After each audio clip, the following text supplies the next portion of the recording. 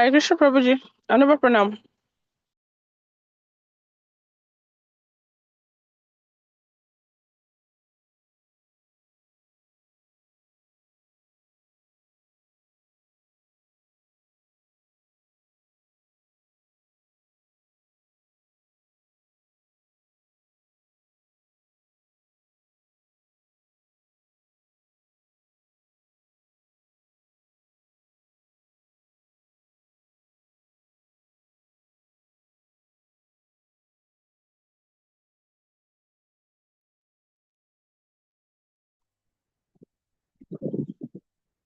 I don't log in, so I'm not hearing anything. Don't know why. Don't even chat.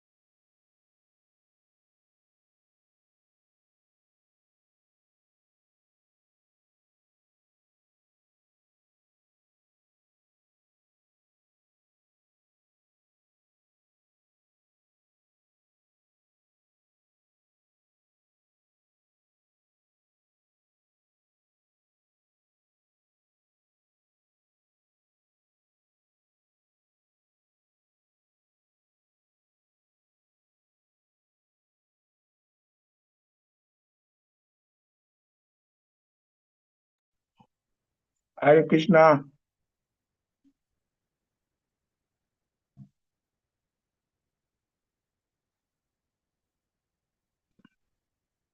Hare Krishna. Hare Krishna, students. Hare Krishna. Because you are watching another different movies here. That Prabhu that is working, you are watching. I see where they connect light. You always I see where they connect light. you see where they collect lighting, but you're always on the road.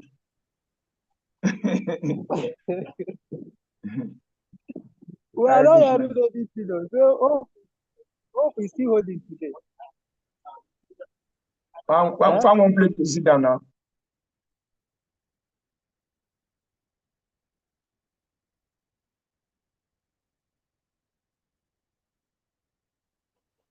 Hare Krishna. Om Hare Agyana Krishna, Prabhuji. Mirandasya Gyananjana Shalakaya Chakshur Onmilitam Jena Tasmai Shri Gurave Namaha. Mukam Karoti Vachalam Pangum Nangayate Girim Yat Kripatam Ahang Bande Shri Gurun Dinataradam. Nama Ong Vishnu Padaya Krishna Prestaya Bhutale Shri Mate Bhakti Charu Swaminiti Namine. Nama Ong Vishnu Padaya Krishna Prestaya Bhutale Srimate Bhaktivedanta Swamin iti namine. Namaste Saraswati Devi Gauravani Pracharine Nirvisesa Sunyavari Pashtata Desha Tarine. Jai Shri Krishna Chaitanya Prabhu Nityananda Shri Advaita Shri Gadadha Shivasari Shri Gaura Bhakta Vrinda. Hare Krishna, Krishna Krishna, Hare Hare, Hare Rama, Rama Rama, Hare Hare. Hare Krishna, and I apologize for my camera. From next week, we'll be back to normal with camera on in a different place, so it's a little bit of a challenge to have my camera on because it also affects some other things. So there's a message here on the chat. What does it say? Hare Krishna Prabhu, I'm not hearing anything. Okay. No, I wasn't. Thank you, Onyeka Prabhu, for checking in. I wasn't. I had muted. I'd muted my computer. All right. So, Hare Krishna to everyone. And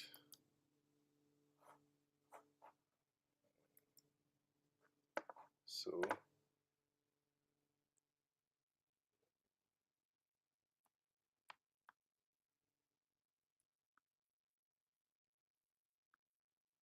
can everyone see the screen?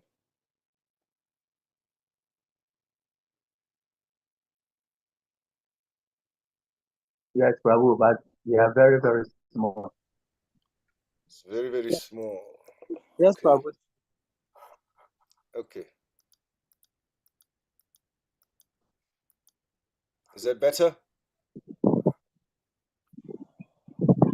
You can still zoom it from your side, say, Prabhu. Sorry? I've zoomed mine. I can see it. It's very small, but you can zoom it. I've zoomed it. It's nice now. It's like 200%. It's nice. It's nice now. So we expand it. Okay. It's okay now. It's okay like this. We can expand it. We expand it. Okay. So let's start first with. So this is from your handbook. You should have all of this in your handbook. So start with. So these are some of the things that we've discussed that you can, that you should be aware of from the 7th chapter when we started. Right? You have Krishna as two energies, the 4 types of Duskritina, the 4 types of Sukritina, and then the Brahma's life, the different ages, and all the different analogies that are used there. For example,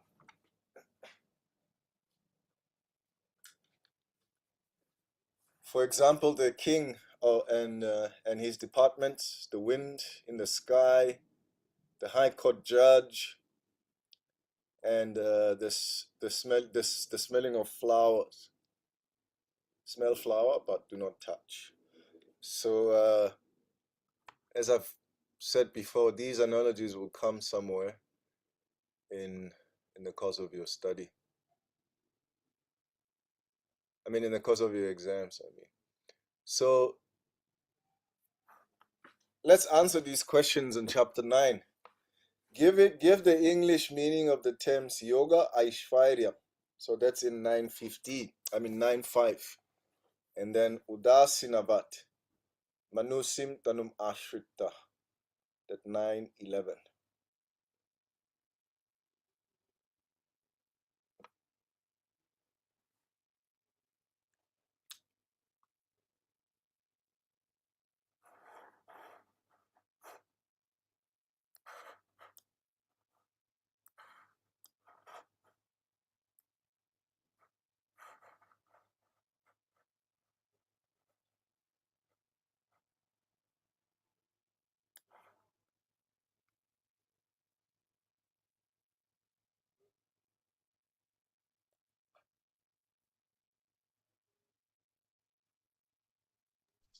Hare Krishna. Please, Krishna. I don't hear anything. Others don't hear anything also? Hare Krishna, we are hearing. Someone wrote in the comment section. I think that this one paused. That post that was posted was at 11:20 before the class started, because I had muted myself, so it has nothing to do with right now. Okay, question number 17. List 4 qualities of Mahatma.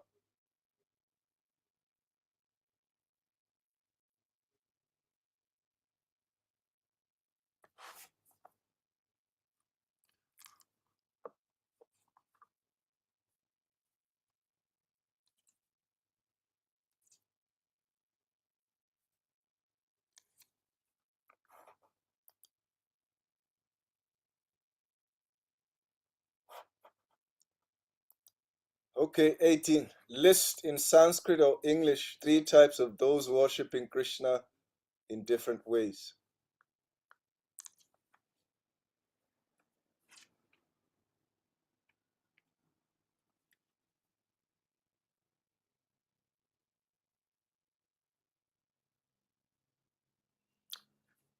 Okay, so I don't think you are interested in answering the question, so we'll get to the lecture. That's okay, Raghupati.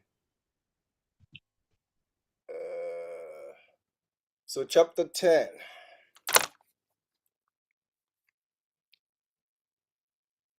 Let's open chapter 10.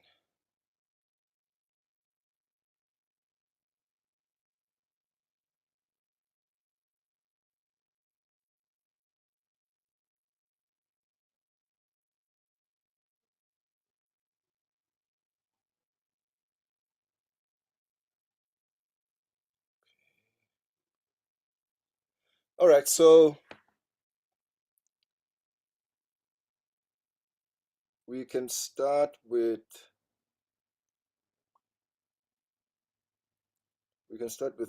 reading the English for chapter 10, which is entitled The Opulence of the Absolute. So someone can read the English?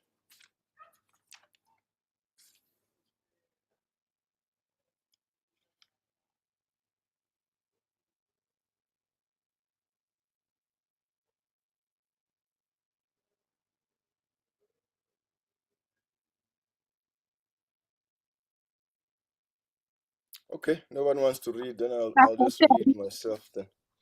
The Verse Supreme 1. Personality of Godhead said, "Listen again, O mighty armed Arjuna. Because you are my dear friend, for your benefit, I shall speak to you further, giving knowledge that is better than what I have already explained. Neither the host of demigods, just 1 second.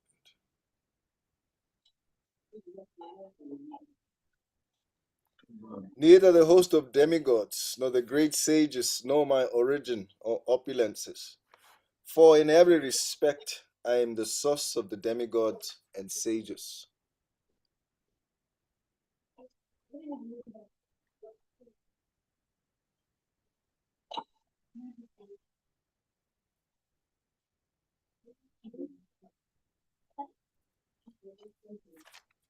He who knows me as the unborn,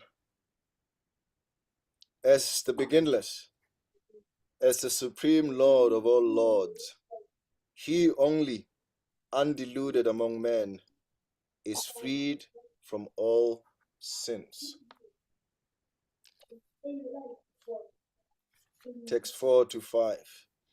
Intelligence, knowledge, freedom from doubt and delusion, forgiveness, truthfulness, control of the senses, control of the mind, happiness and distress, birth, death, fear, fearlessness, non-violence, equanimity, self-satisfaction, austerity, charity, fame, and infamy. All these various qualities of living beings are created by me, alone. The 7 great sages, and before them the 4 other great sages, and the Manus, progenitors of mankind, come from me, born from my mind, and all the living beings populating the various planets descend from them. One who is factually convinced of this opulence and mystic power of mine, engages in unalloyed devotional service. Of this there is no doubt. So, Krishna in chapter 9 is already gone at length describing devotional service and contrasting it with demigod worship and impersonal worship. And now, to further generate further devotion to this devotee, Krishna now explains his opulences. He's already done this in the 7th chapter, the 9th chapter. So this section that we've read, so there's like what, 1, 2, 3, there's 4 sections in this chapter. So the first section, as we've just been reading, it explains and describes Krishna as the origin of everything.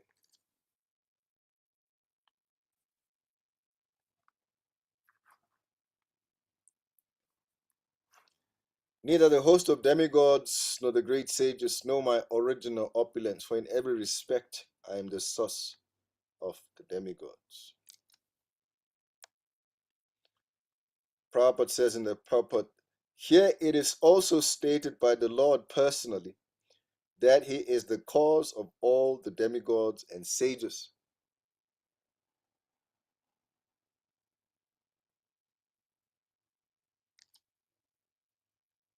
Even the demigods and great sages cannot understand him.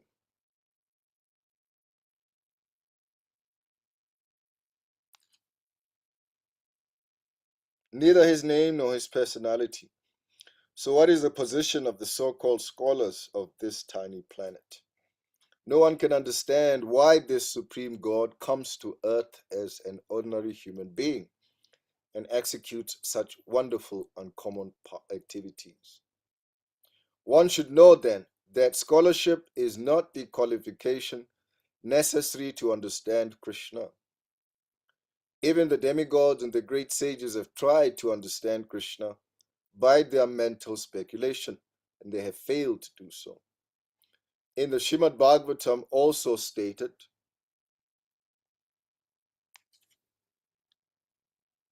it is clearly said that even the great demigods are not able to understand the supreme personality of Godhead.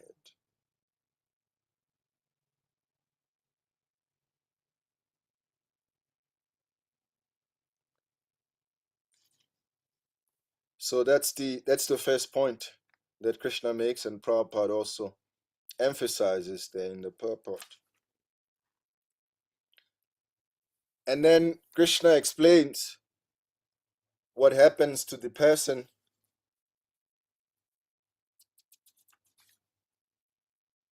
that understands that he is the origin of everything. Krishna says, he who knows me as the unborn, as the beginless, as the supreme Lord of all the worlds, he only, undiluted among men, is freed from all sins.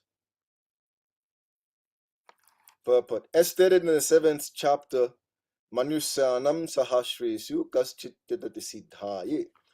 Those who are trying to elevate themselves to the platform of spiritual realization are not ordinary men. They are superior to millions and millions of ordinary men who have no knowledge of spiritual realization. But out of those actually trying to understand their spiritual situation, one who can come to the understanding that Krishna is the supreme personality of Godhead, the proprietor of everything, the unborn, is the most successful spiritually realized person. In that stage only, when one has fully understood understood Krishna's supreme position, can one be freed completely from all sins. Then Prabhupada explains the Ajja. What does Ajja mean? What does unborn mean?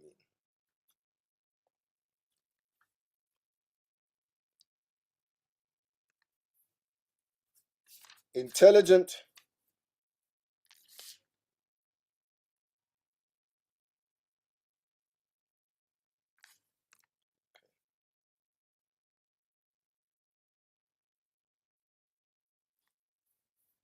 so Krishna continues then to explain how everything comes from him. Right? Prabhupada. The different qualities of living entities, be they good or bad, are all created by Krishna and they're described here. And then Prabhupada explains all the different qualities that Krishna has explained. We won't go through all of them. Intelligence refers to the power to analyze things in their proper perspective. And knowledge refers to understanding what is spirit and what is matter. Ordinary knowledge obtained by university education pertains only to matter, and it is not accepted here as knowledge. Knowledge means knowing the distinction between matter and spirit. In modern education, there is no knowledge about spirit.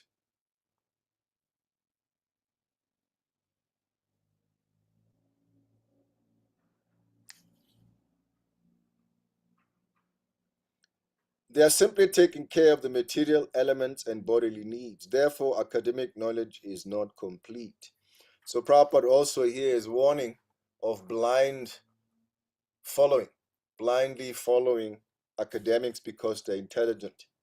These are people that can juggle words. I've given an example before of a personality called Deepak Chopra. It's a very popular personality who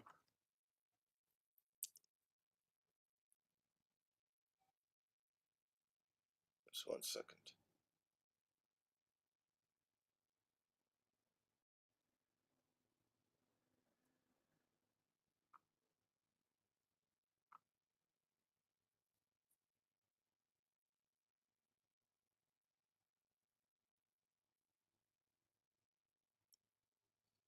Yeah. So this personality is a very learned person. I mean, he's a scholar. There's no question about his scholarship. And he's also very well learned. Well, I mean, yeah, okay. I mean, he knows something. He knows something about the Vedas. He's from India, and he immigrated to the U.S. And Americans are very curious people by nature. They want to learn. And so he started this huge movement where he was teaching Ayurveda and also teaching the different aspects of the Vedas. But all of this is speculation. But the way he packaged the whole thing was so attractive. The devotees were buying his books and also attending his lectures. And their argument was, oh, come on, Prabhu. He's not teaching philosophy. He's just teaching Ayurveda. he's teaching lifestyle. And he's good at what he does. And so after one devotee got at me because I wrote something about, or I said something about this, and engaged in one conversation, heated conversation with a devotee who called me and said that I was being cult-like. I was being typical Hare Krishna, where I don't accept people, even if they have something to offer. I asked him to explain himself. and he wasn't really convincing. So I asked him something. I asked him a series of questions. And the first thing I asked him is, how much do you know about Deepak Chopra? I mean, there's other persons. I did the same thing with Eckhart Tolle, who was also very popular amongst the devotees at the time. So he told me he's like, he has a degree, this, that, the other, and he's written papers. He's, I forget what his major was.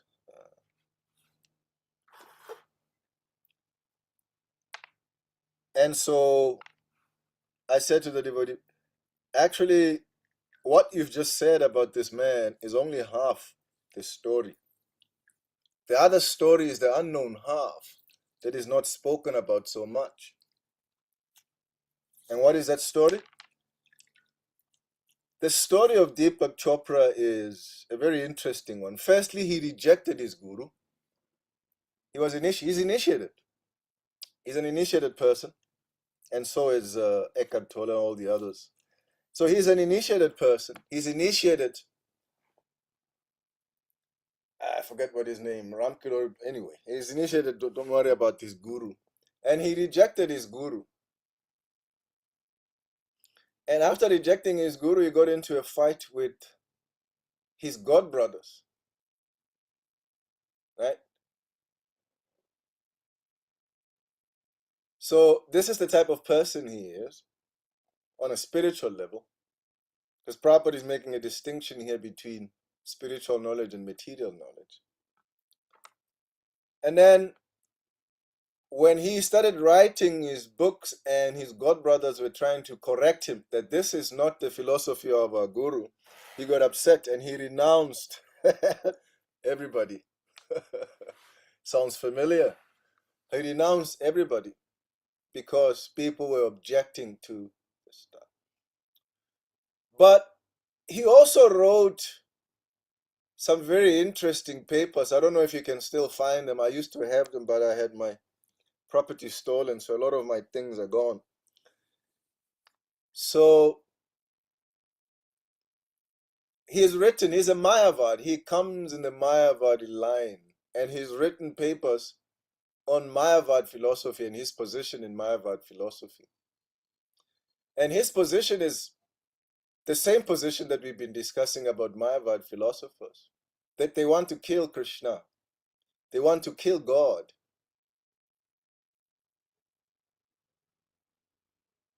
And so in his papers, he writes a lot of rubbish about Krishna. Krishna is not a real person, symbolism, all this nonsense. And as I've indicated before, we all understand and we've heard that in terms of Ayurveda, the state of mind of the individual affects the quality of the food. The happier the person, the better quality the food. This is just like a subtle fact. And so the same applies to one's spiritual digestion. When one reads and listens to this type of commentary, one dilutes one's spiritual digestion. Srila Bhaktisiddhanta Saraswati Thakur has explained this, that when one reads many books or listens to many commentaries, then doubt will arise within the heart. This is there in the Chaitanya Charitamrita.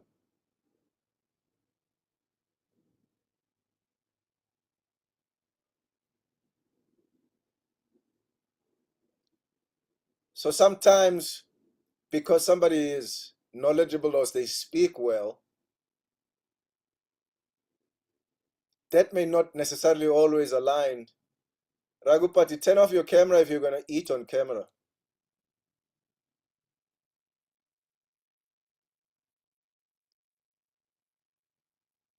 So Prabhupada is warning here. Ordinary knowledge obtained by university education pertains only to matter, and it is not accepted here as knowledge, no matter how intelligent the person is.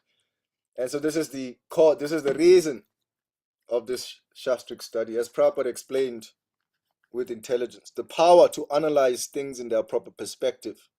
And knowledge refers to the understanding what is spirit and what is matter. So this is Bhakti Shastric cause. So Prabhupada explains all these different qualities that you can. Now here's something nice. Although sometimes this is in terms of truth. Although sometimes truth is unpalatable, one should not refrain from speaking it. Truthfulness demands that the facts be presented as they are for the benefit of others. That is the definition of truth. I'll read that again. Although sometimes the truth is unpalatable, one should not refrain from speaking it. Truthfulness demands that the facts be presented as they are for the benefit of others. There was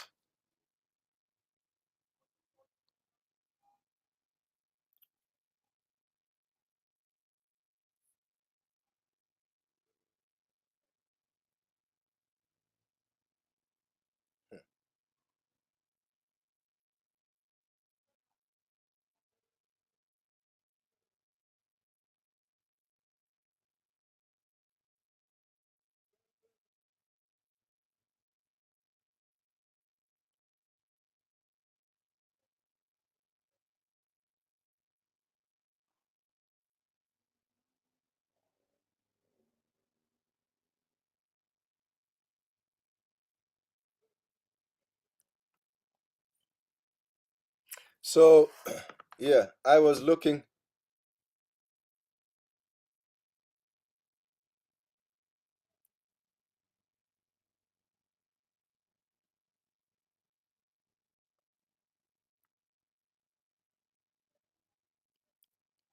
Just 1 second. Uno momento.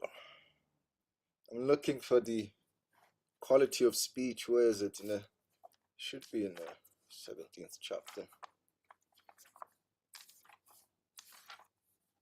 Yes, I think it should be 10, 11, 12. Okay, so this is text number 15. Austerity of speech consists in speaking words. So this is 17:15. Austerity of speech consisting in speaking words that are truthful, pleasing, beneficial, and not agitating to others, and also in regularly reciting Vedic scripture. One should not speak in such a way as to agitate the minds of others.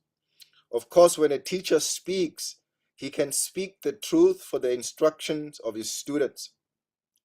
But such a teacher should not speak to those who are not his students if he will agitate their minds. This is penance as far as talking is concerned. Besides that, one should not talk nonsense. The process of speaking in spiritual circles is to say something upheld by scripture. One should at once quote from scriptural authority to back up what he is saying. At the same time, such talk should be very pleasurable to the ear. By such discussions, one may derive the highest benefit and elevate human society. This is a limitless stock of Vedic literature. One should study this. This is called penance of speech. Now, Prabhupada said something very powerful in this study, right? There is a limitless stock of Vedic literature, and one should study this. This is called penance of speech. Prabhupada makes the same argument in the Chaitanya Charitamrita when he speaks in the chapter, Madhya? Oh, Krishna. Madhya 20? Anyway, this is the chapter in the Madhya where Mahaprabhu has a conversation with Prakasananda Saraswati, and the Mayavadis in Benares. Remember when Mahaprabhu, he got an invitation, he went in spite of Chandrasekhar Acharya and others. He went, and the first thing he did is he stood by the door, he sat by the door, rather, of the place where they were supposed to meet. And Prakasananda Saraswati Thakur came over to ask him, why are you sitting here around the shoes? You're a sannyasi, come and join us. So the first thing that Prabhupada explains there in the purports there is the quality of humility. The quality of humility. One of the so sometimes you've heard devotees saying we should also be very careful of the mode of goodness, that while it is conducive to Krishna consciousness, it can also have devastating results. And some of the examples that are given is that people that are vegetarians, for instance, tend to be very stubborn, right? They tend to think that they know everything because they are vegetarian. They have a sense of entitlement, a sense of righteousness over others. So when you speak with such persons, it becomes a bit of a challenge, right? And environmental activists as well. When I was temple president of our Cape Town temple, I see Johannesburg and Cape Town as a very big activist, environment activist. You do something, they get on your head. So in Cape Town, we had this Greenpeace people, and they would come to the temple not to attend the programs, but to find fault. Oh, you're serving the Sunday feast in polystyrene foam. Oh, this is in plastic, and plastic is not biodegradable. They were a pain in my you know where. They would come every week. So one day I was trying to be humble. So I was trying to engage them in a nice way. And one time they came, I thought, okay, gloves are off. Gloves are off. We are going to get to the debate part. So they came after the Sunday feast, and then they were pointing all these things out. So I called them to the side. We said we were taking prasadam after the Sunday program. We were discussing, and they were criticizing the devotees. You are supposed to be religious and this exemplary but you're doing this, that. And I pointed out several things to them that is sometimes called cognizance dissonance, where I asked them, how many of you here are vegetarians? Not all of them are vegetarians. And I pointed out that this cognitive dissonance is very popular, even amongst the devotees, it's there. Where on one hand, you are campaigning for the environment, but on the other hand, you sit down and you have your chicken and you have your beef. And the ability to connect the two is non-existent. So I called them out. One of them was wearing like leather shoes, and I said, look, you're wearing leather shoes. Somebody, one was using shampoo, because I asked them about what shampoo they use. This shampoo is tested on animals, like that. So the mode of goodness can bring these qualities out of people. So the first quality is humility. The first quality that Mahaprabhu exhibited was humility. And because of that humility, he endeared himself to Prakasananda Saraswati Thakur and his followers. And then they sat down and they criticized him also. Why are you are a sannyasi that comes in our line of Mayavad philosophers.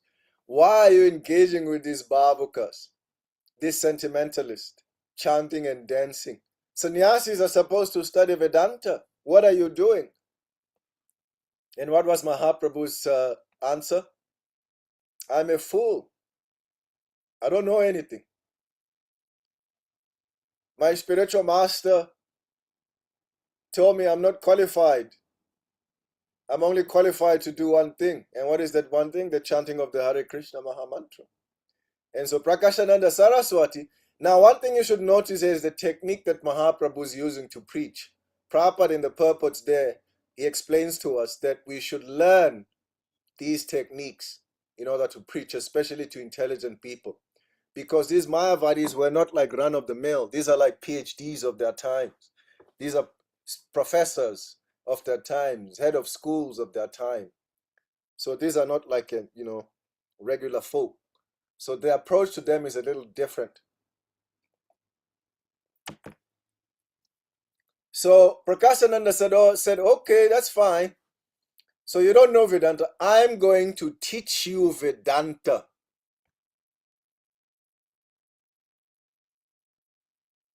So he sat there, just like with Sarvabhauma Bhattacharya, when Sarvabhauma Bhattacharya met Chaitanya Mahaprabhu, he saw this handsome young man, and he was very scared. And he said, you're a young man who comes in the Bharati line. It's not very good. There's different types of Mayavadis anyway. That's different types of sannyas levels and categories, and Bharati is the lowest level. So Sarvabhauma Bhattacharya said, I will teach you Vedanta and elevate you to the level of the highest ones are like your what is it? Because Chaitanya also is a brahmachari name for the Bharati sannyas caste. The Saraswati is the top ones, right? Or the ones that are considered top. So Mahaprabhu said, okay, you can teach me. And for 7 days, Sarvabhauma Bhattacharya spoke Vedanta. And at the end, what did Mahaprabhu say? And as he was speaking, he was seeing that Chaitanya Mahaprabhu wasn't responding. He was sitting there quietly. So he was trying to check in to see if Mahaprabhu was understanding. What did he say? Oh, Chaitanya, do you understand? This may be very high subject matter for you to understand, but just show me an indication that you're understanding your hearing. Mahaprabhu said, no, there's nothing wrong with my hearing. My hearing is just fine. The problem is what you are teaching. I don't understand it. It's very weird philosophy you are teaching. And then what did Sarvabhauma say? What do you mean? Says, this is not how I understand Vedanta. And Sarvabhauma Bhattacharya said, okay, how do you understand Vedanta? And then Mahaprabhu taught him Vedanta. So this is the same approach.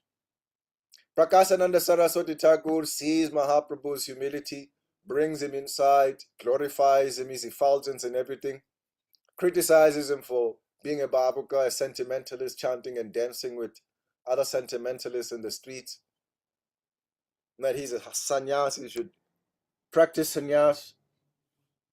And Mahaprabhu's response was, I'm a fool. My spiritual master said, I'm not qualified. Prakasananda Saraswati says, I will teach you Vedanta. Same process, he speaks. And after he speaks, Mahaprabhu says, and he also checks with Mahaprabhu, do you understand what I'm teaching? Mahaprabhu said, there's nothing wrong with my hearing, just like with Sarvabhauma Bhattacharya. That's not how I understand Vedanta. And then what happened? Prakasananda Saraswati Thakur, in return, they said, okay, then tell us how you understand Vedanta. And Mahaprabhu taught. And from then, Prakasananda and all his people were converted. So this is how you preach. Right? And when Mahaprabhu was speaking with Prakasananda Saraswati, he was doing exactly what Prabhupada is saying here.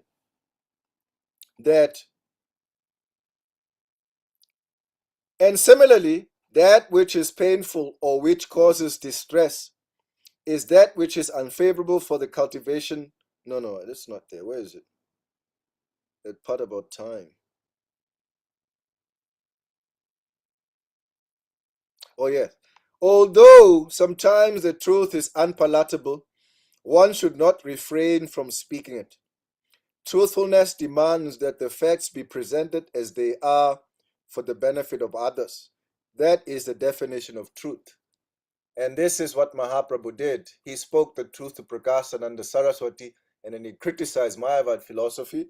And why? Because the Mayavadis gave him the platform. So we should be very socially conscious. Sometimes as Hare Krishnas, we are not socially aware that our behavior will affect the people around us. I mean, I know of one temple in West Africa where I was speaking with the temple president, and he told me, Prabhu, I told him, hey, Prabhu, let's try and preach to the people around here. And he said to me, Prabhu, no, that's a bad idea. I said, why? He said, Prabhu, our neighbors have seen devotees fight amongst themselves right here. They've seen people in dhoti going on fist fights. They've seen devotees chase each other with knives. They've seen devotees yell and scream profanities at each other. So how can we go and preach to these people? They know us.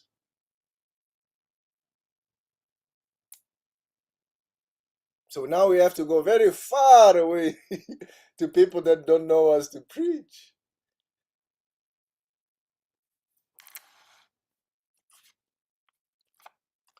There's also something very interesting.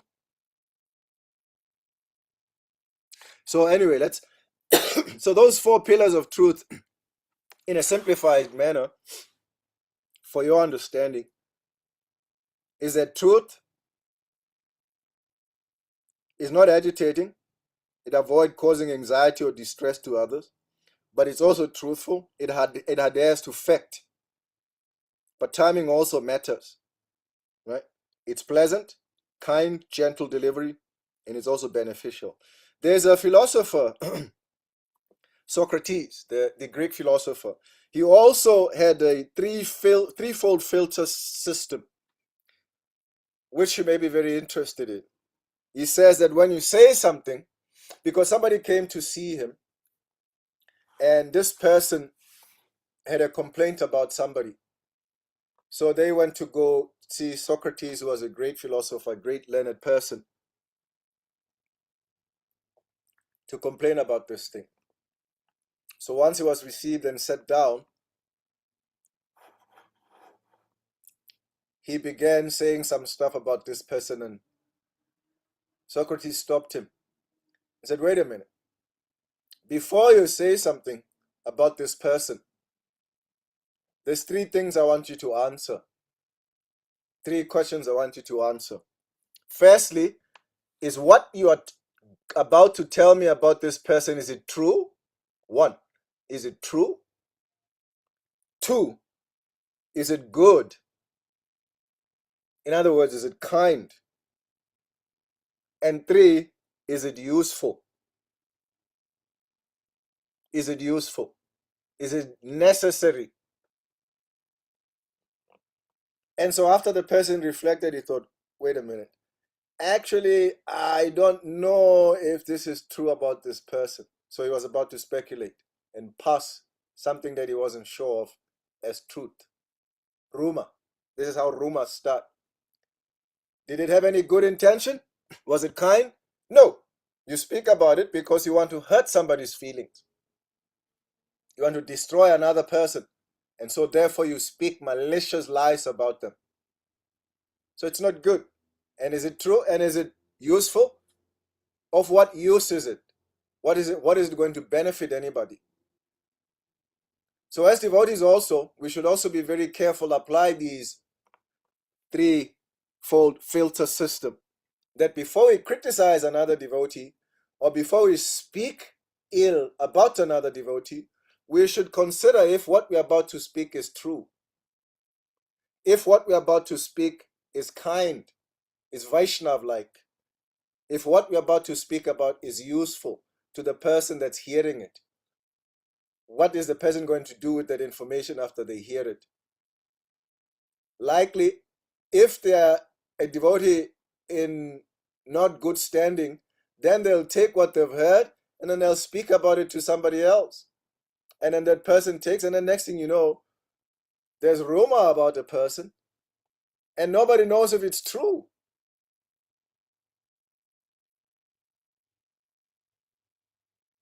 So be careful.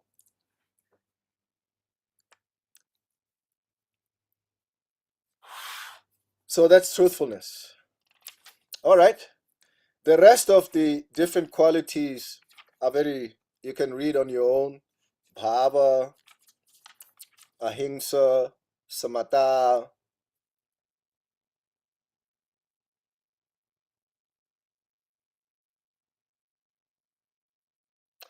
Samatha, equanimity, refers to freedom from attachment and aversion. To be free, to be very much attached, or to be very much detached is not the best. So there's a balance. You see that? Not too much detachment, not too much attachment. Because we've seen it doesn't work. You need a proper equanimity. To be very much attached or to be very much detached is not best. The material world should be accepted without attachment or aversion. That which is favorable for prosecuting Krishna consciousness should be accepted. That which is unfavorable should be rejected. That is called samatha. A person in Krishna consciousness has nothing to reject and nothing to accept, save in terms of its usefulness in its prosecution of Krishna consciousness. There is again a usefulness. Yukta Vairagya. And then you have Tushti, Tapas, and so on and so on. Yash, fame.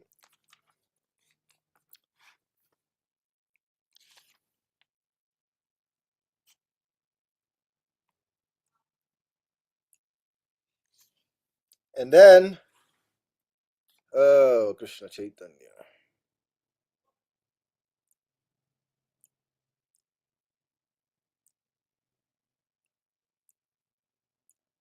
Just 1 second, please.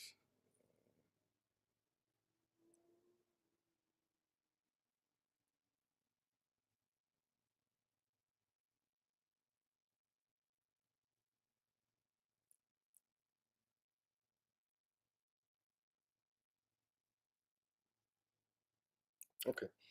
The 7 sages, the 7 great sages, and before them the 4 other great sages and the Manus come from me. Again, remember this section speaks about Krishna is explaining how everything is coming from him. Context. The 7 sages, before them the 4 other great sages and the Manus come from me, born from my mind, and all the living beings populating the various planets descend from them. This is explained in the Srimad Bhagavatam. Sarga visargas cha stanam poshanam uttayaha manvantari shanukata nirodo muktir ashraya. So one of the themes of discussion in the Srimad Bhagavatam is the creation of the material world from the Supreme Lord. One who is factually convinced of this opulence and mystic power of mind engages in unalloyed devotional service. Of this there is no doubt. So anybody who's realized these gunas, these qualities of Krishna, is freed from sins, and else he engages in devotional service, basically. So that's the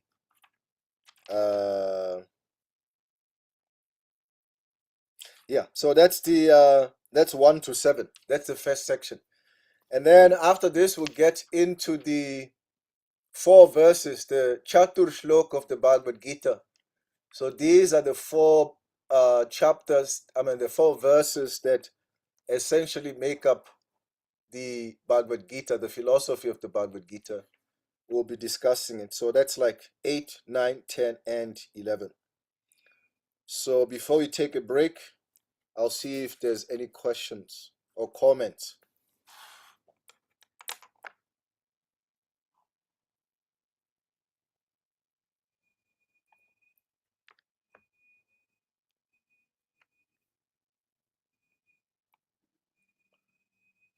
Okay, then I'll ask some questions. Let's see.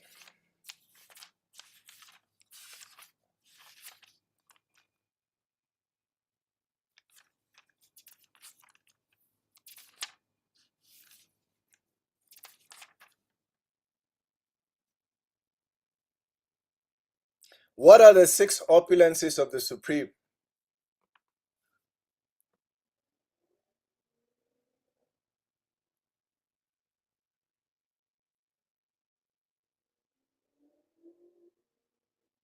Purushottam Yatra Prabhu.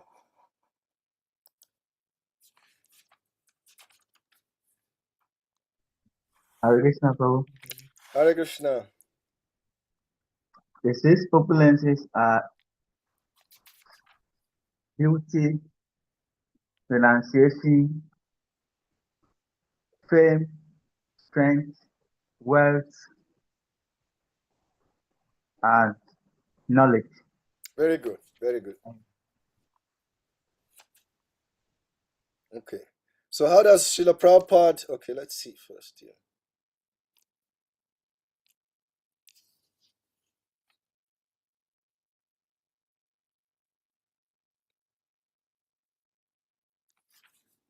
Okay, there's nothing much there. Let's skip.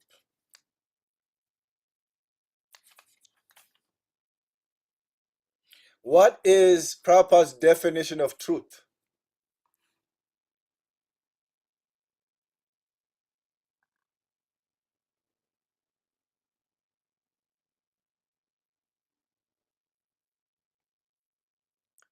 What is Srila Prabhupada's definition of truth?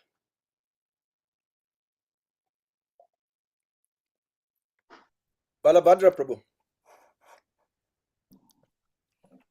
Truth means it will be beneficial. Whether it will not be palatable, but it must be beneficial to people. For people who are coming. Can you repeat that? Repeat that again, Prabhu. The seed may not be palatable to him for by hearing this, but it must be beneficial to the people who have come ahead. Yes, very good. Thank you, Prabhu. And in the same purport, Prabhupada says here, Sukham, pleasure or happiness should always be in that which is favorable for the cultivation of spiritual knowledge of Krishna consciousness. And similarly, that which is painful or which causes distress is that which is unfavorable for the cultivation of Krishna consciousness. Anything favorable for the development of Krishna consciousness should be accepted, and anything unfavorable should be rejected. So sometimes some people, they invent their own austerities. They'll fast for 30 days, 7 days. And they say, I'm being a Pakka Brahmachari, I'm being a Pakka Vaishnav. And Prabhupada said, something excessive, something too much is no good. Right? And if something is giving pain to the body, you'll see in the 17th and 18th chapter where Krishna is complaining. He says, some of these fools, they give pain to the body. They think they're worshiping me. They're worshiping me. They don't know that they're actually giving me pain as a super soul in the very body. So austerity should be done intelligently. Oh, go 30 days without fast.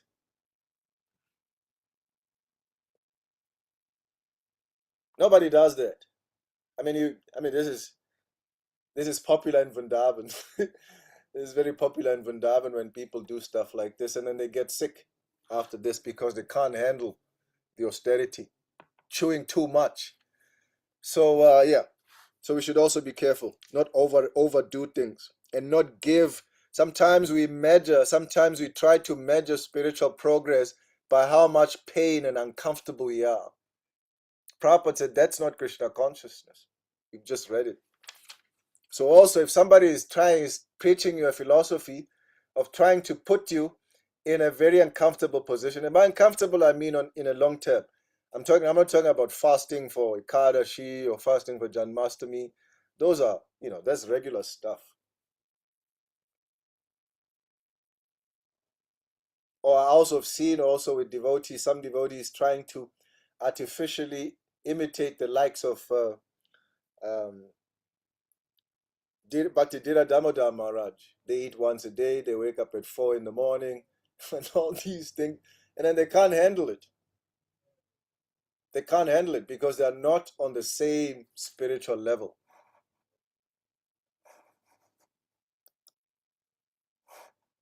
See? So you don't, and this is called, this is discussed in the Bhagavatam, by the way, trying to assume a position you're not for. And I've seen it, some devotees have asked me, Prabhu, I want to, I'm following my Guru Maharaj's process, waking up at 2 in the morning and chanting so many rounds, and I'm struggling. And I told them, you are a fool.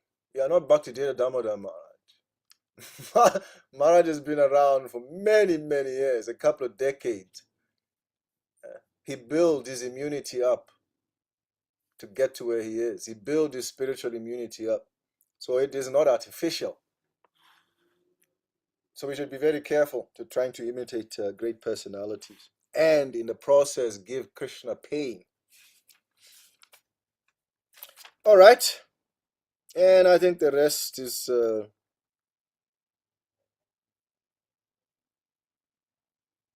I think the rest is fine. So we'll take a break and then we'll start with the Chatu Shloka, unless there's a question. Yes, Bhakti Nyako Prabhu. Thank for your wonderful teachings. What I understand that I see that naturally people imitate their guru or their role model. So I don't know. At the end of the day, they may kind of complicate it, but naturally people tend to imitate the person they are following. So how should they go about it in a way that it will not hurt the people? Okay, let's do this. I will go to the nectar of instruction. Where is open the nectar of instruction?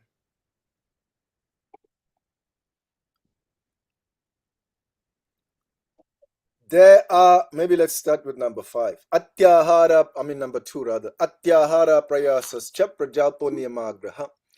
Jana sangasthalolyamscha sadbhir bhakti vinasati. One's devotional service is spoiled when he becomes too entangled in the following 6 activities. 1. Eating more than necessary or collecting more funds than required. 2. Over-endeavoring for mundane things that are very difficult to obtain. 3. Talking unnecessarily about mundane subject matters. 4.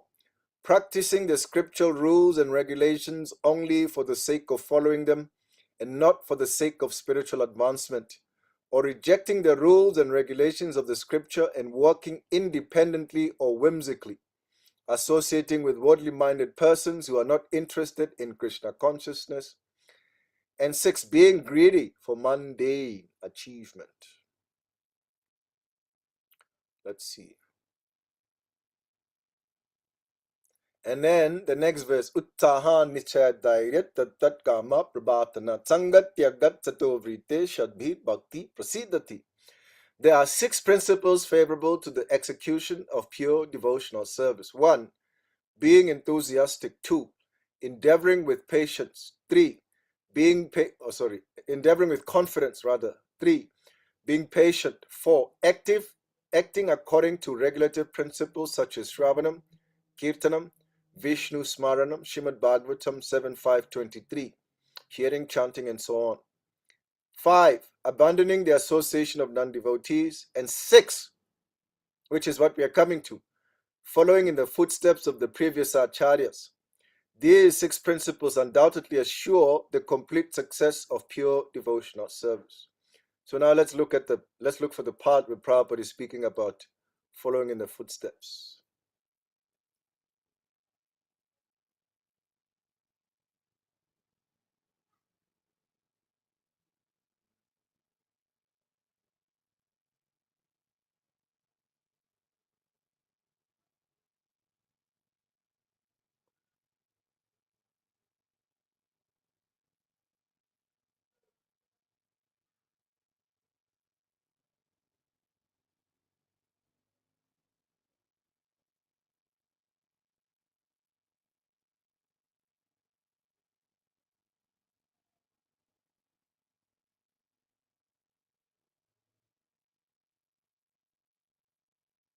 Okay, here we go. I'll read the rest of this stuff.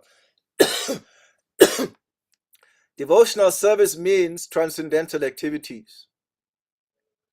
On the transcendental platform, there is no contamination by the three modes of material nature. This is called Vishuddha Sattva, the platform of pure goodness or goodness free from contamination by the qualities of passion and ignorance. So firstly, you have to understand that if you think you are following, the first thing is, what is the motivation? Is motivation in the mode of goodness, passion, and ignorance?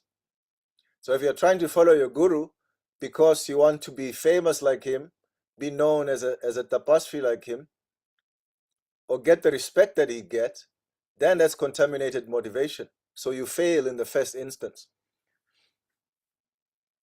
So that's the first thing. On the transcendental platform, there is no contamination by the three modes of material nature. So this means that you'll do it for a couple of months and then you'll fall down because it's not pure intention. In the Krishna consciousness movement, we require everyone to rise early in the morning by 4 a.m. This one is funny. When we were young brahmacharis, we used to, because we were so busy, and we would go to bed so late and we would wake up early. And as you see, Prabhupada said we have to be up before 4 or by 4, right? By 4 o'clock. You see, Prabhupada is saying by 4 o'clock. So this statement is very ambiguous, actually. It's very ambiguous in a sense that, anyway. But the point is, by 4 o'clock, when it says 4 o'clock, everybody should be up. And Prabhupada doesn't say only temple residents or only, it says by 4 o'clock, everybody should be up. In this Krishna consciousness movement, we require everyone to rise early in the morning and by 4 a.m. and attend Mangalati or morning worship, then read Srimad Bhagavatam, perform kirtan and so on. Thus, we hold continuous activities and devotional service 24 hours daily. This is called Sattva-vritti, or following in the footsteps of the previous acharyas, who expertly filled every moment of time with Krishna consciousness activities. So that's following in the footsteps means, this is what it means. Waking up in the morning, Mangalati, chanting, continuous Krishna consciousness. This is the definition of following in the footsteps. I'll give you also a little historical context that you understand the danger of artificially following somebody.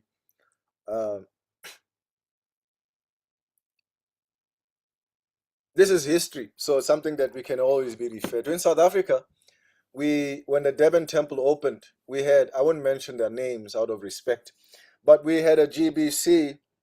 It was during the zonal secretary's time. It was before my time. The zonal secretary time, and South Africa was assigned to an individual, Prabhupada disciple, who was one of the gurus, initiating gurus. And when the temple was finished, he played a vital role in building the temple. If you've ever been to a Durban temple, it's a beautiful temple, big. It's a work of art, beautiful work of art, surrounded by water. It's beautiful. So when that was finished, they made an altar for Prabhupada. Just like in every temple, you have a beautiful altar for Prabhupada. You can go to the Durban Facebook page and see the temple. And then next to him, guess what he did? He built a Vyasasan on the same level as Prabhupada, permanent one, where he would sit and he would accept Guru Puja, worship. Right there next to Prabhupada. Right there in the temple room. And it goes further, that this individual, this is history, so it can always be referred to. This individual had very senior disciples of Prabhupada, his own god brothers, singing and serving him. There are pictures of senior Vaishnavas that we know now that are like sannyasis and very powerful sannyasis. Back then, they're holding an umbrella over this guru. and singing his glories. Jaya Swami, Jaya Swami, Jaya. And we know this is an offense because Mahaprabhu himself, when Govinda came to serve him, who was his own god brother, and when he learnt that actually Govinda is Ishvara's disciple, Ishvara Thakur's disciple, he refused service and said, "You're my god brother. How can I accept service from you? It's an offense. I can't do that." He refused. Said, "This is not according to the Shastra." And he had to be convinced by other seniors, Sadhu, Shastra, and Guru. Others like, all the others, the Puris that were there and the others, they convinced him to accept. And they said, "Hey, he was sent by your Guru to serve you. So this is the Guru's instruction. And you cannot disobey the orders of the Guru. So you have to accept." So Mahaprabhu eventually had to accept. But culturally speaking, spiritually, culturally speaking, one does not accept service from his own god brothers. And this particular zonal guru was accepting Guru. And what happened? Badly. It didn't end well. It didn't end well, as we all know. In every case where Prabhupada, people were artificially trying to become Prabhupada, it didn't end well. In every single case, it did not end well. So that's the difference between following, as Prabhupada saying here, go to Mangalati, become Krishna conscious, under the guidance of Sadhu, Shastra, and Guru. This is called following in the footsteps. Not, as Krishna says in the Bhagavad Gita, trying to take the duties of somebody else, trying to be somebody else. That will not fly. You are not Bhaktidinoda Damodar Swami. You are not qualified to be him. He's been around for 40 years, 50 years. So he's built his immunity. So the best thing for one to do right now is to follow Prabhupada's example. What does Prabhupada say? Devotional service means transcendental activities. On the transcendental platform, there is no contamination by the three modes of material nature. In this Krishna consciousness movement, we require everyone to rise early in the morning and so on and so on. This is called following in the footsteps. If you go to the beginning of this verse, of this what we were reading, Prabhupada is saying here,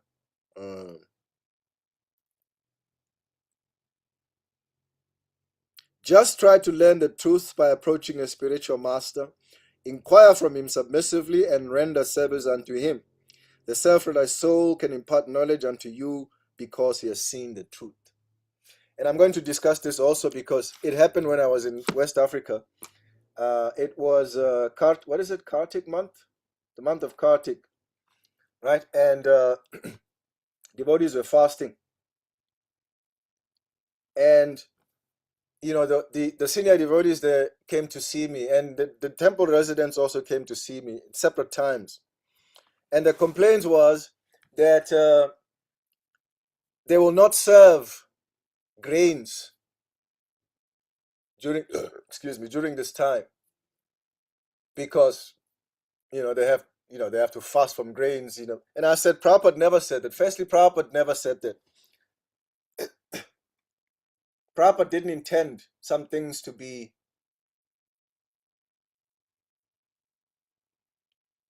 the standard, the norm. This fasting for the 4 months of Chaturmasya, Prabhupada never sanctioned that. Not for everybody. For sannyasis, certainly. Because fasting and tapasvi is one of the main tenets of sannyas, but not for everybody. In fact, as Prabhupada chastising some of his disciples, he saw one of his disciples was very thin because he had spent 4 months in India. Prabhupada chastised him and said, "Who taught you this? Who says you should do this? Look at you. You look skinny, hurting the super soul in the body."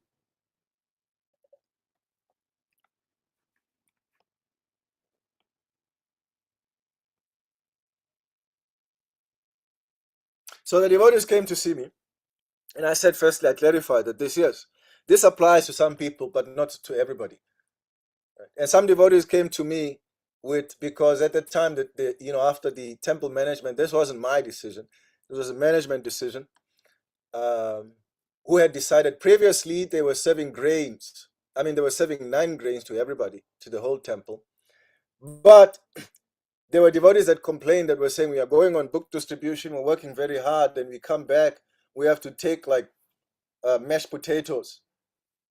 And I'm very hungry. I can't take mashed potatoes after spending the whole day in the streets. I want proper food. So they complained to the management that we want proper food, and they had reasons for that. And so after much discussion, the management decided that we are going to serve grains. This year we're going to serve grains.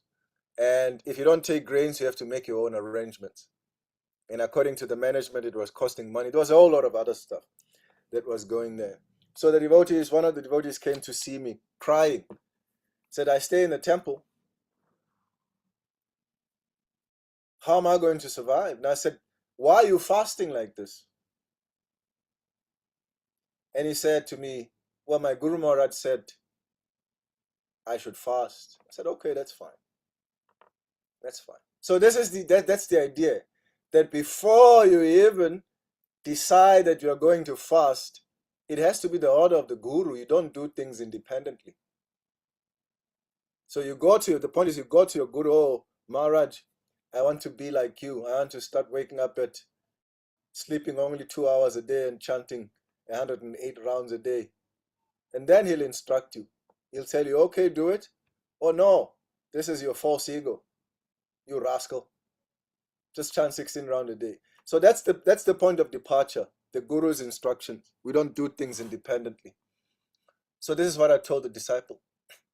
And then again, on the level of management, even though it wasn't a very popular decision by some of the disciples, they had to make their own decisions. But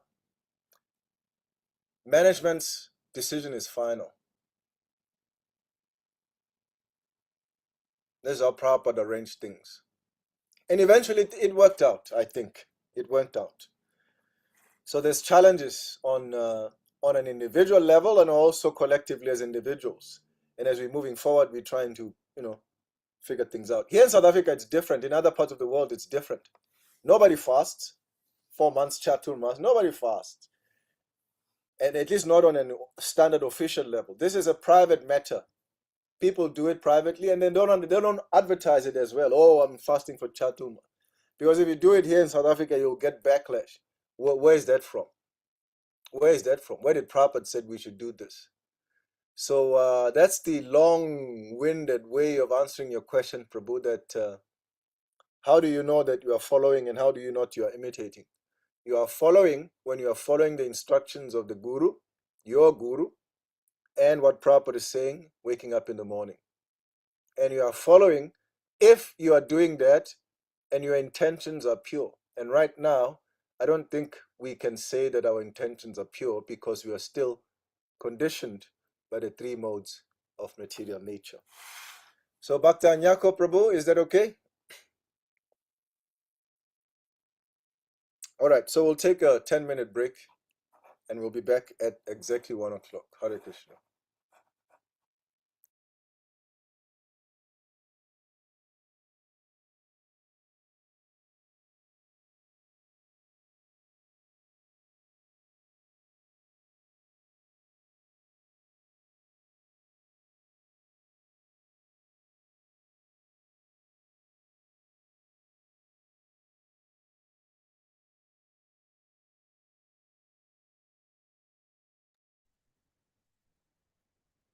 Onyeka Bravo, are you still on the road?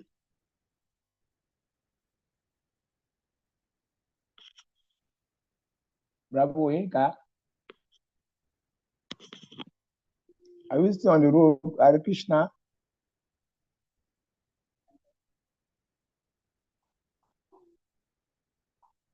Krishna, you are speaking to me? No. I'm talking to Oh, Babu okay. Onyeka, always on the road. Okay. Hare Krishna.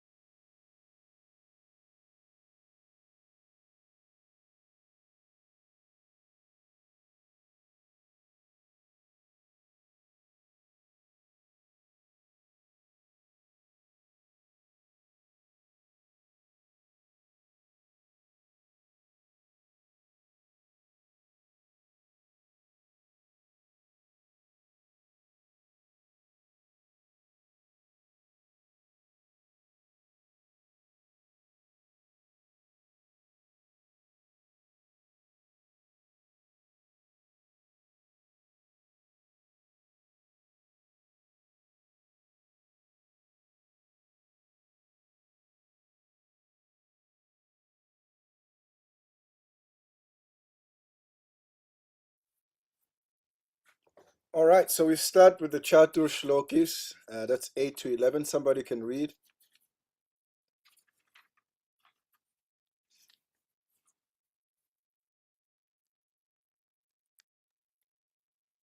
Hare Krishna. Hare Krishna. Chapter 10, text 8. I am the source of all spiritual and material worlds. Everything emanates from me. The wise who perfectly know this engage in my devotional service and worship me with all their hearts. 9.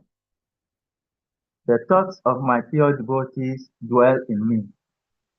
Their lives are fully devoted to my service, and they derive great satisfaction and bliss from always enlightening one another and conversing about me. 10. To those who are constantly devoted to serving me with love, I give the understanding by which they can come to me. And 11 says, to show them special mercy, I, dwelling in their hearts, destroy with the shining lamp of knowledge the darkness born of ignorance. Hare Krishna. Hare Krishna.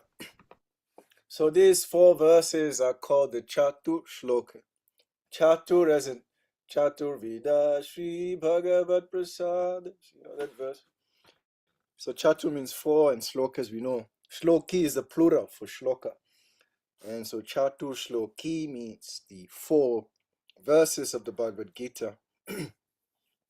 And this really is the theological heart of the Bhagavad Gita. This is the heart of the Bhagavad Gita. So in these 4 verses, Krishna defines 4 things. The first thing is, he tells us who he is. The second thing is, he tells us what his devotees are like. And we can compare if we are like these devotees that Krishna is about to explain. And 3 is how he relates to his devotees. And the last one is what he gives them. What he gives them. So these are the 4 verses of the Gita and how Krishna defines them. And in text number 8, Krishna, the essence is that Krishna is the source of all and material worlds. And by the way, these are like your key memory verses, which means that you have to memorize these verses. And so in the purport, Krishna establishes himself as the Supreme Personality of Godhead, as the cause of all causes. And what we were speaking about earlier, here's what Prabhupada says in the purport.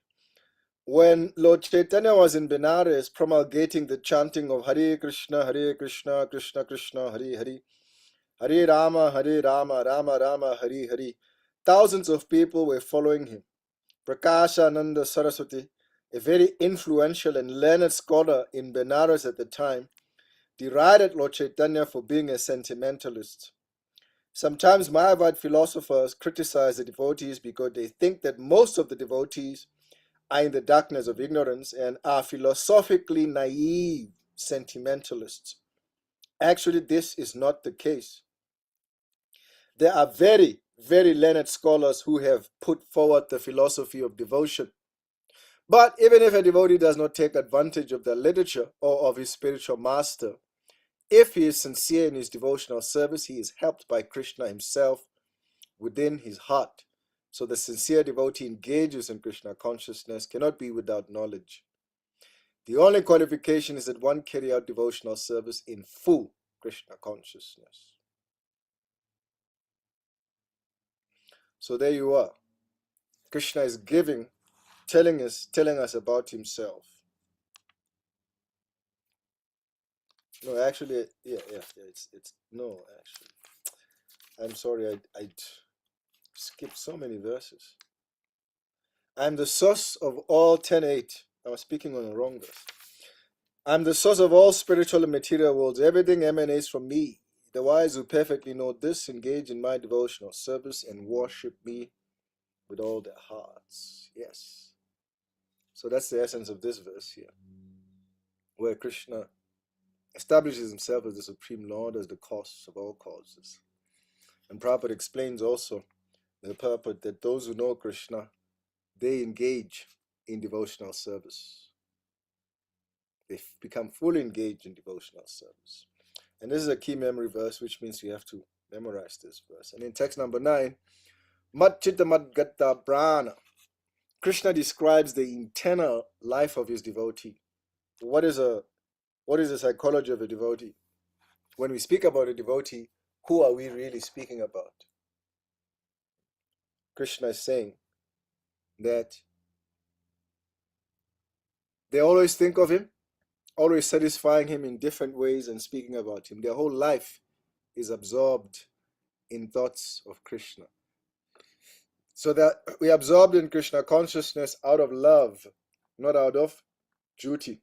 Right now, most of us, we cannot claim to be attracted to Krishna. Maybe some can, but I know for the most part, we cannot claim to be attracted to Krishna through love, through love.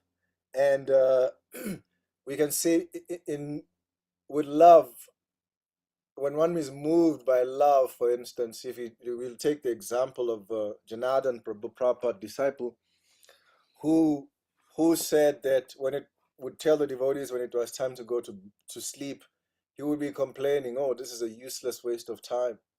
Now I'm going to spend a couple of hours knocked out, unconscious, when I could be doing service. I'll try and do service in my dreams. And when he would be the first one to wake up, the last one to bed. This day in the Lilamrita. He was doing this out of love. He was a mechanical engineer by training, very learned person, but he chose to drive a cab. And the money, every single one, the whole money that he would get every day, he would give to Prabhupada. He wouldn't keep even a cent for himself. Not a cent. I know I used to go out on book distribution, and I would get thirsty. So I would take whatever extra money that I've gotten from the people, because sometimes people give extra. Then I would buy a drink for myself just to cool down. So I wouldn't give everything to the temple, because I would buy some stuff for myself. Juices, yogurts, like that. But he gave everything.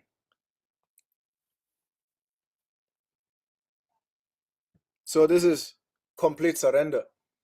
Whereas with us, getting up in the morning is a big issue. Just to get up in the morning. I mean, he would be jumping, oh, thank God, the night is over. Now I can continue with my service. It was Janardhan Prabhu's mood. With us, it's like, oh my God, Mangalati. Oh no. I was just having a nice dream. I was dreaming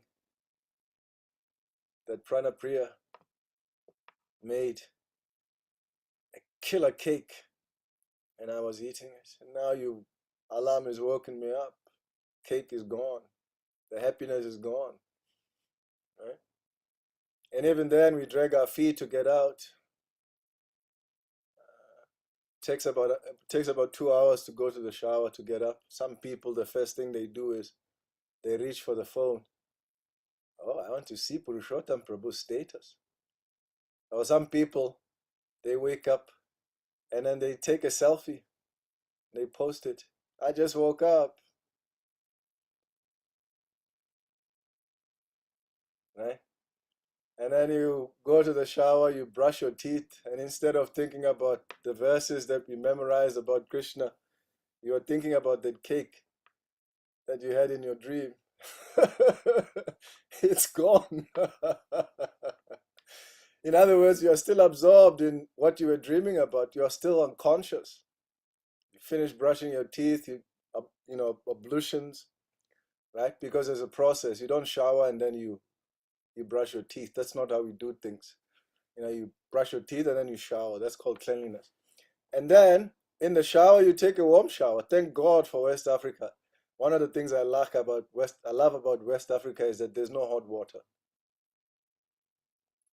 So you can't be too comfortable with that. You have to wake up.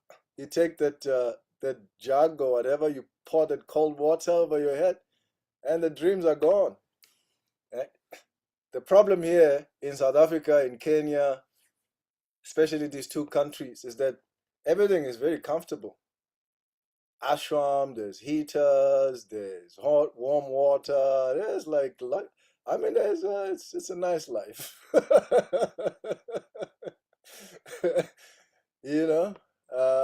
And we sleep on a bed. I mean, in West Africa too, they do have beds. So that's a common thing.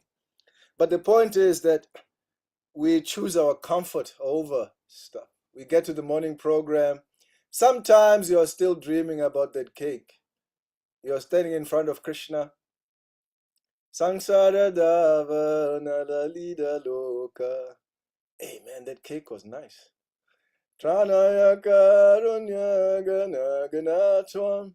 I think after Mangalati, I'm going to go to Pranapriya and ask her to make the cake. Yukta sabhaktang chani. And then you are singing, right? You are singing the second verse. If you are leading kirtan, it's very bad because you are singing, Mahaprabhu. When we finish that verse, Yasya Prasadan Bhaga, you skip a whole lot of verses, right? And then you get to the last verse. Why? Because you are not attentive. You are not attentive. And it's embarrassing, if you're sitting there, you're leading kirtan and you know the slokas. It's not that you don't know them, but because you're absorbed in something else, you start singing nonsense. I've had that experience. So we do devotional service out of duty. For us, it's out of duty. It's not out of love. That's the point. And in the purport, Prabhupada also speaks very nicely about the association of devotees. Association is important. We've spoken about this many, many times. Association is crucial. So there, you have the ingredients there, right? You have the ingredients.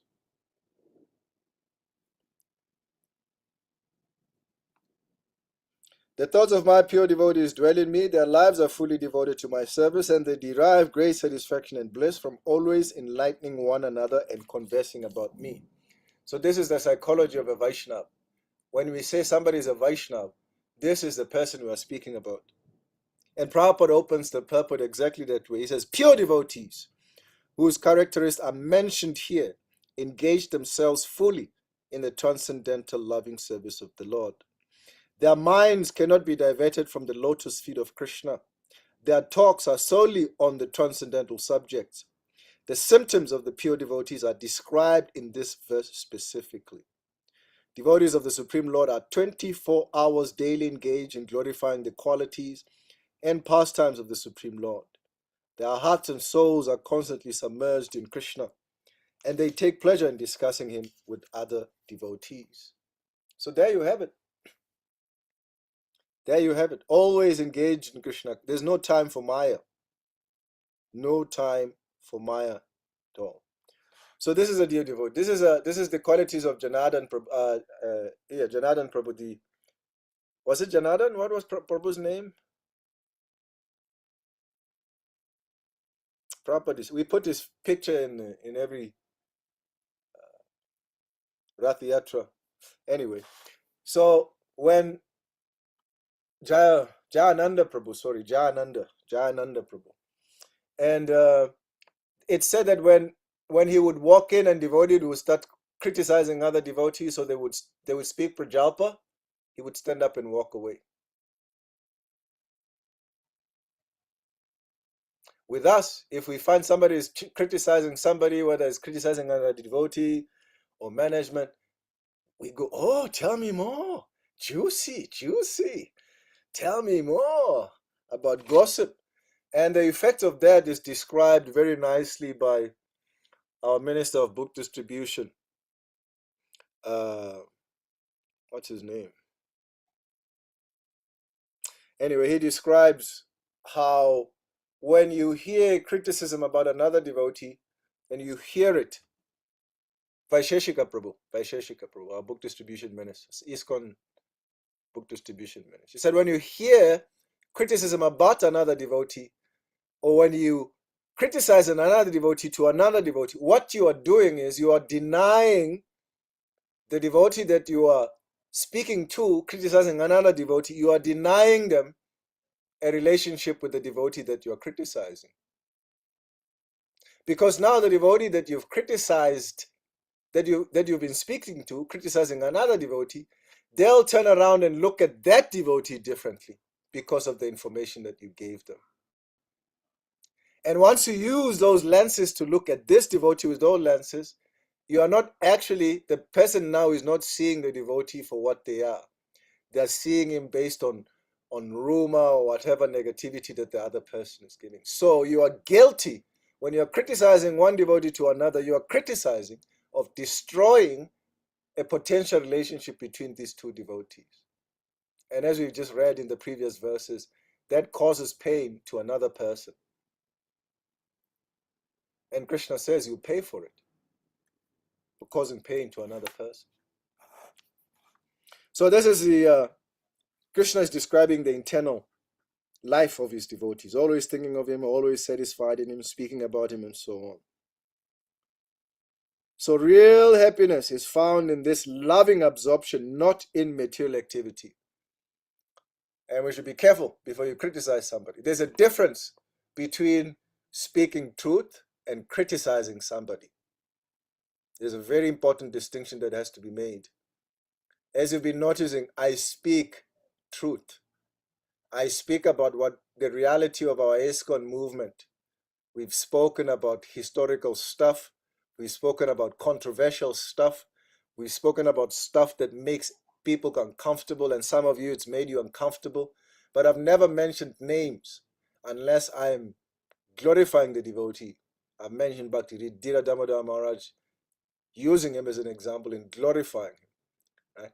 So I'm speaking truth, but not criticizing. There's a big difference. So one should not use truth and disguise it, or one should not use hypocrisy or whatever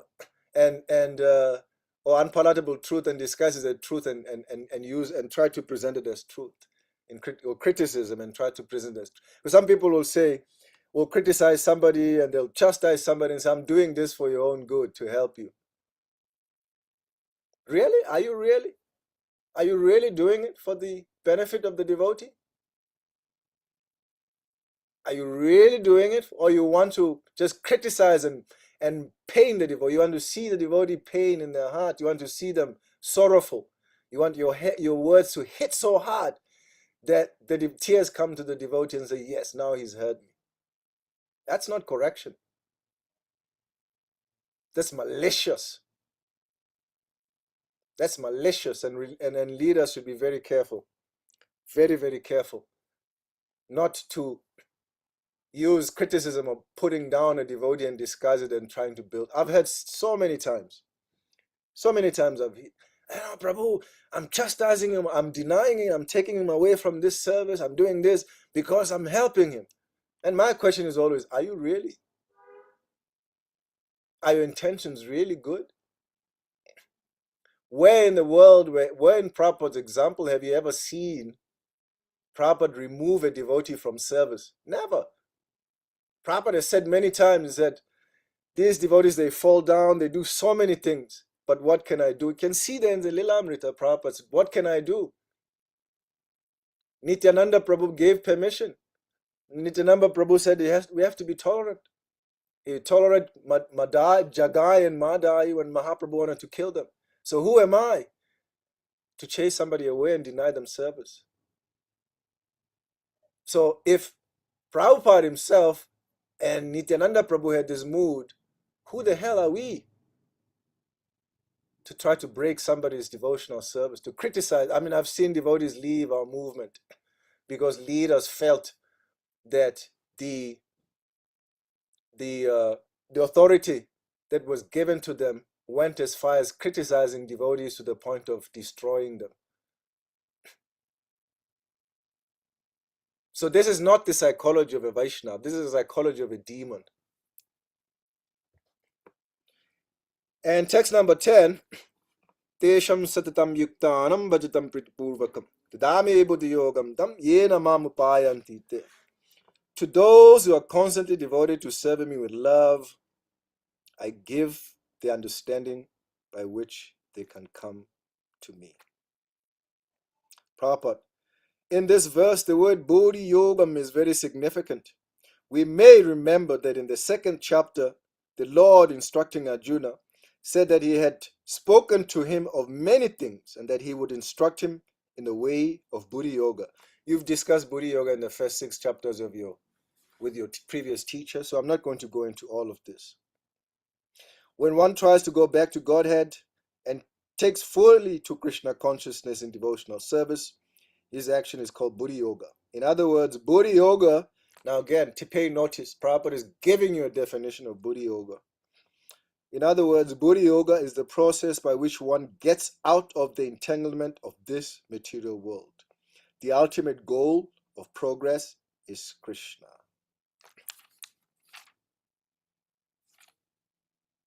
And then Prabhupada, gives the different types of what is Karma Yoga.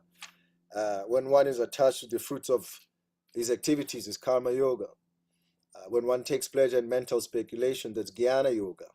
And when one knows the goal and seeks Krishna completely in Krishna consciousness, is acting in Bhakti Yoga or Buddhi Yoga.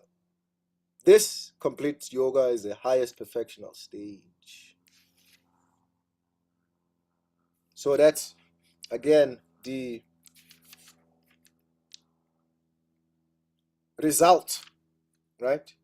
That's what Krishna gives his devotees. And the last verse, 11, right? Teshamivanu tam aham agyanajam tamaha nasayami atmabhavashtu jnana dipe nabhashvata. To show them special mercy, I, dwelling in their hearts, destroy with the shining lamp of knowledge the darkness born of ignorance.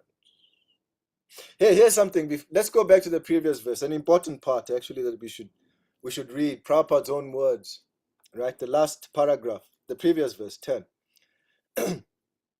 A person may have, just one second. A person may have a bona fide spiritual master and may be attached to a spiritual organization, but if he's still not intelligent enough to make progress, then Krishna from within gives him instruction so that he may ultimately come to him without difficulty. The qualification is that a person always engage himself in Krishna consciousness with love. So Prabhupada is speaking about another type of person. You have people that are attached to the institution, so much so that they miss the essence of bhakti.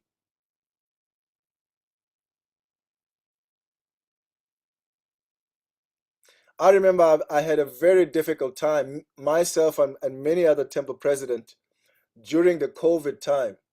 And this is many temple presidents had the same experience as well during the COVID time. On one hand, especially in South Africa, where people are very stubborn here, they're very forceful, very stubborn and very forceful. But generally speaking, temple presidents had a difficulty. On one hand, they had to balance keeping the policies and the decisions of ISKCON, like don't let people into the temple and all of these things, all social distancing. And then on the other part, on the other side, there was just like this human part, right? This humanity, this human part. And so sometimes we find it very difficult to put the two together. And as a result, I was insulted so many times because some devotees would come to the temple that were staying outside to have darshan of the deities. This was in Cape Town. And I said no, because the GBC had decided nobody should be allowed. Even though the devotees were saying, you know, the temple room is arranged in such a way that devotees can come from the outside, have darshan, and then leave without messing anything up. But the GBC was saying, no, you can't do that. When I asked them, they said, no, you can't do that. Nope, absolutely nobody is allowed. And on the other hand, there's these basic things that you need. It was difficult. It was difficult. And many of the temple presidents, I remember, they broke the rules. I mean, I know a temple president in West Africa who told me, yes, I got to the point where I would just get in the car and go do food for life or go buy stuff for the devotees, because otherwise we were running out of groceries, right? So I had to go. So anyway, so sometimes people are so attached to rules and regulations and to the institution that they miss the essence of bhakti.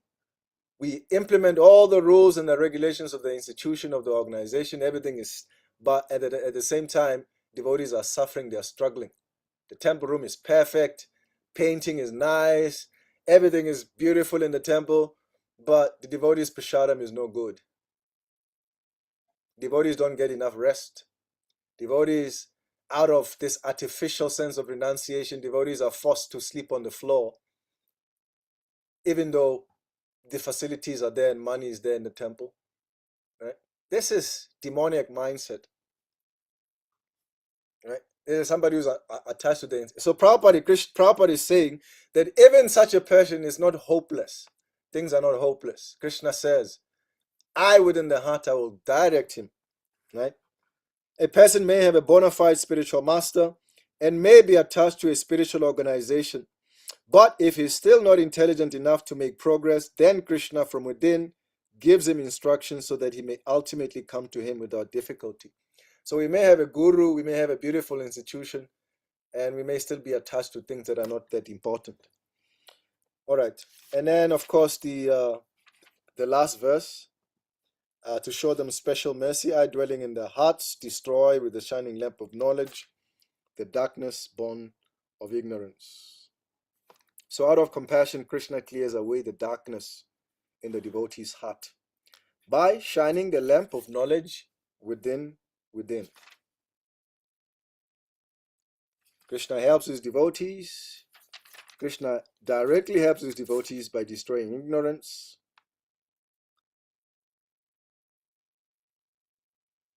So this torchlight of knowledge is actually Krishna's mercy, and we should not neglect it.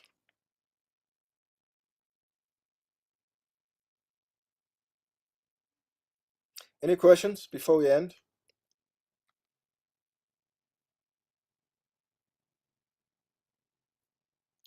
The pure devotee does not have to worry about the material necessities of life. He need not be anxious, because when he removes the darkness from his heart, everything is provided automatically by the Supreme Lord, who is pleased by the loving devotional service of the devotee. This is the essence of the teachings of Bhagavad Gita. By studying Bhagavad Gita, one can become a soul completely surrendered to the Supreme Lord and engage himself in pure devotional service. As the Lord takes charge, one becomes completely freed from all kinds of material endeavors. Balabhadra Prabhu. Hare Krishna Babuji. At the Hare time Krishna. when we are reading from chapter 10, and at the same time you mentioned about Chatus Sloka. Which area is that, Babuji? Which Can you chapter repeat is your that question? Chatus Sloka? You mentioned about at the time when that chapter 10, we are reading from chapter 10, and later we are talking about Chatus Slokas.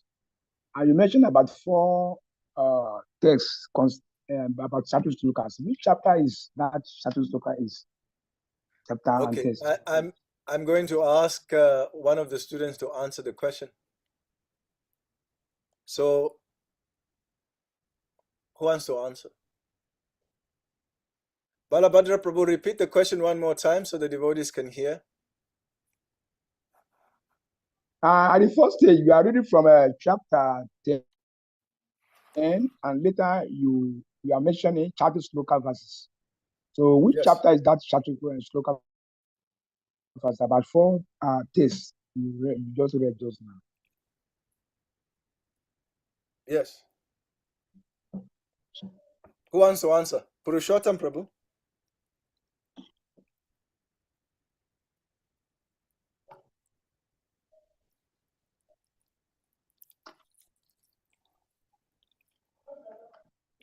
All right, since our time is up, I'll answer your question. So we are discussing chapter 10 as you described. We've just finished the first 11 verses of the chapter. And in chapter 10, this chapter that we are reading, there are 4 verses, 4 very important verses that make up the whole Gita. These 4 verses are the essence of the Bhagavad Gita. Just like in the Srimad Bhagavatam, there are 4 verses that are the essence of the Srimad Bhagavatam. So in other words, from these 4 verses, the whole entire Gita comes out. So when we speak about this, by understanding these 4 verses, you know the entire Gita. And what are these verses? These verses are Srimad Bhagavad Gita chapter 10, text 8 to 11. So these 4 verses that we've been discussing after the break, those are the Chatu Shloki.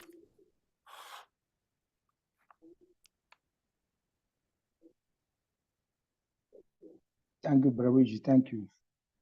Okay. Hare Krishna. I'm 5 Yes. minutes. I'm 5 minutes over time. We'll stop here and we'll see you tomorrow. Hare Krishna. Hare Krishna, Prabhu.